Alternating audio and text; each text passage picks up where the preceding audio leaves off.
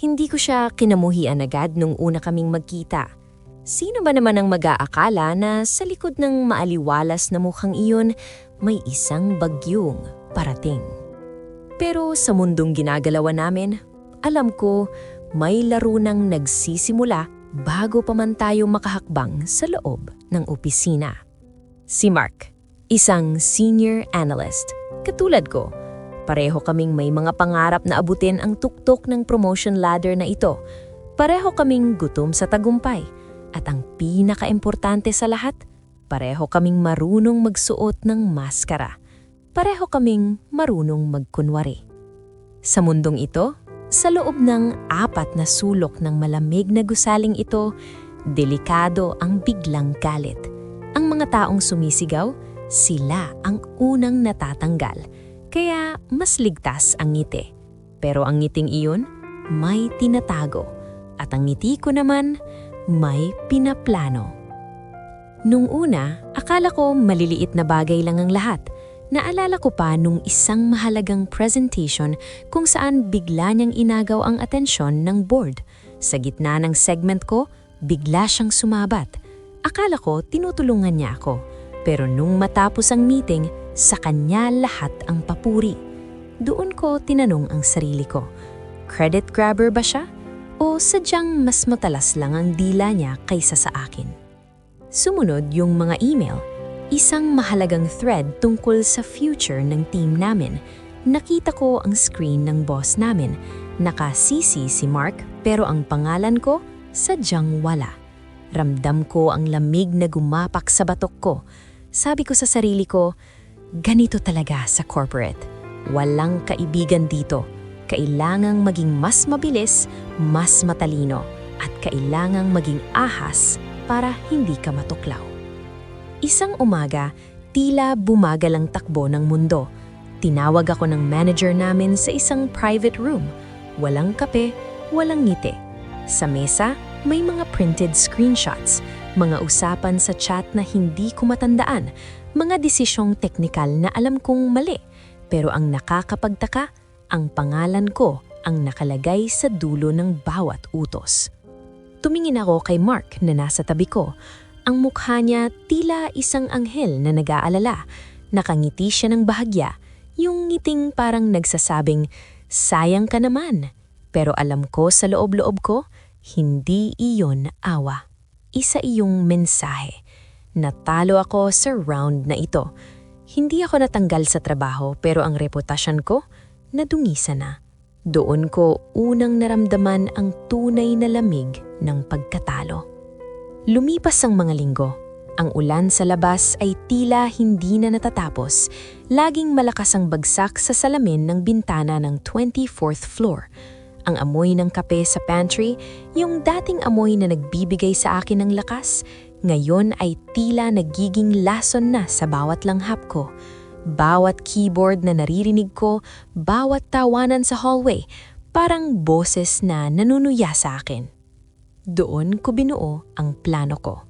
Mula noon, mas naging mabait ako sa kanya, higit pa sa dati. Mas maaga akong pumasok para lang matiyak na may mainit na kape na sa mesa niya. Mas madalas ko siyang tanungin tungkol sa pamilya niya, tungkol sa asawa niya at sa maliit niyang anak. Pinaniwala ko siyang nakalimot na ako. Pinaniwala ko siyang partner kami. Sabi nga nila, kapag masyado ka ng mabait, mas nagiging kampante ang kalaban mo. At kapag naging kampante na siya, doon mo siya bibigyan ng katapusan na hindi niya kailanman malilimutan. Isang gabi, nag-overtime kaming dalawa. Kami na lang ang nakira. Ang buong floor ay madilim na, maliban sa mga mesa namin. Taning ang ugong ng aircon at ang malakas na patak ng ulan ang naririnig. May hawak siyang folder, isang set ng sensitive files na hindi pa dapat lumalabas sa board. Napaka-importante nito.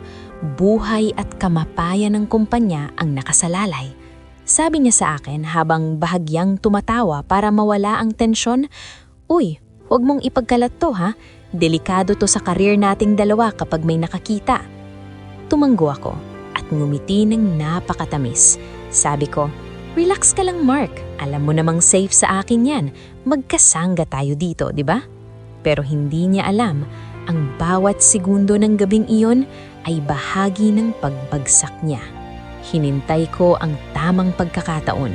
Ilang linggo akong naging pasensyoso.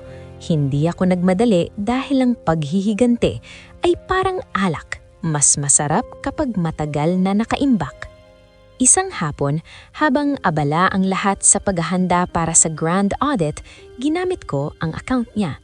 In-upload ko ang file sa system, pero bago ko pindutin ang confirm, may isang bagay na hindi ko sinadyang ayusin, isang maliit na error sa formula, isang butas na mugmukhang sinadya, isang butas na kapag nakita ng auditors ay mugmukhang sabotage, mugmukhang sinisira ni Mark ang kumpanya mula sa loob.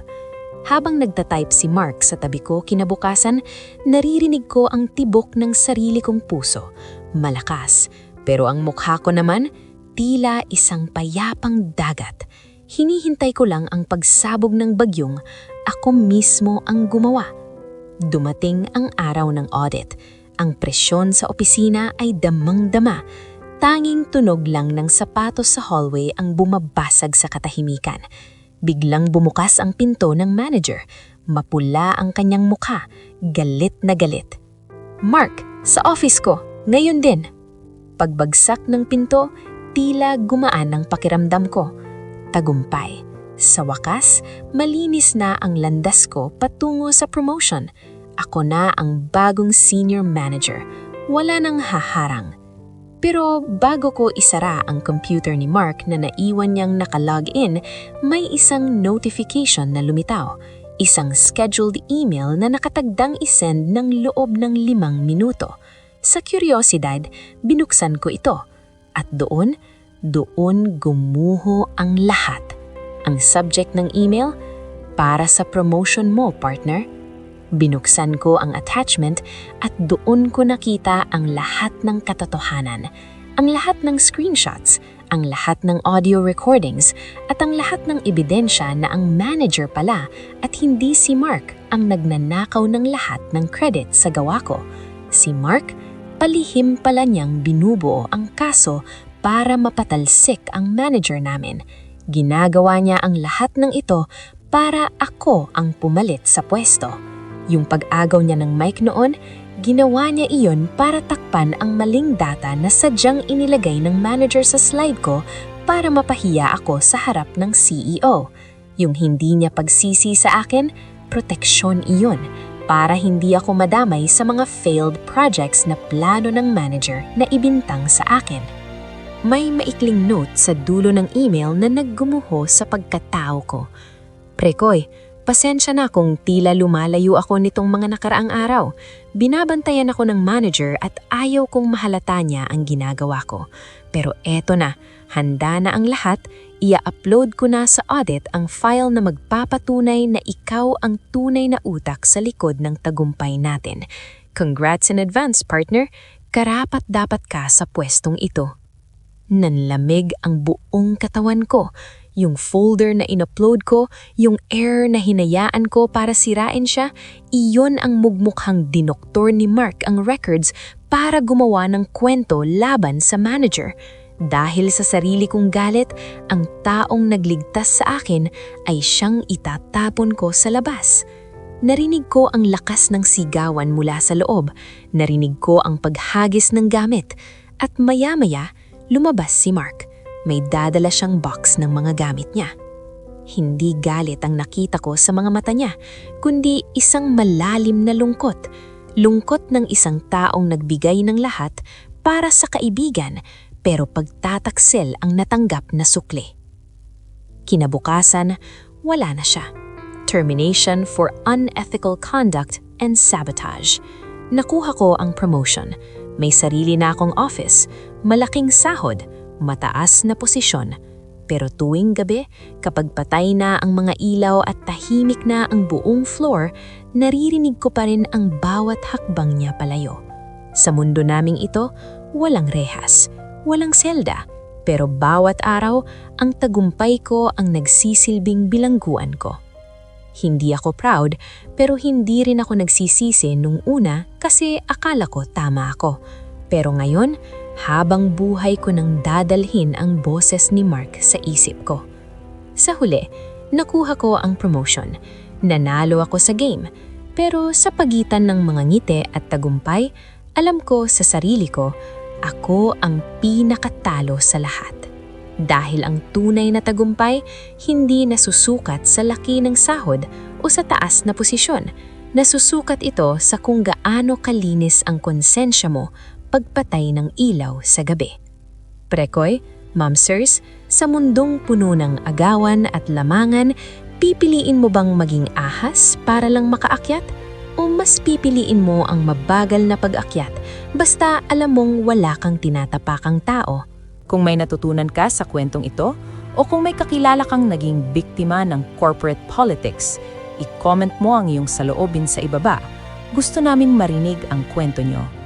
At kung gusto mo pa ng mga kwentong hango sa mga classics pero lapat sa realidad nating mga Pilipino, huwag mong kalimutang i-like, share ang video na ito sa isang kaibigang nangangailangan ng paalala, at syempre, mag-subscribe ka na sa Usapang Babae.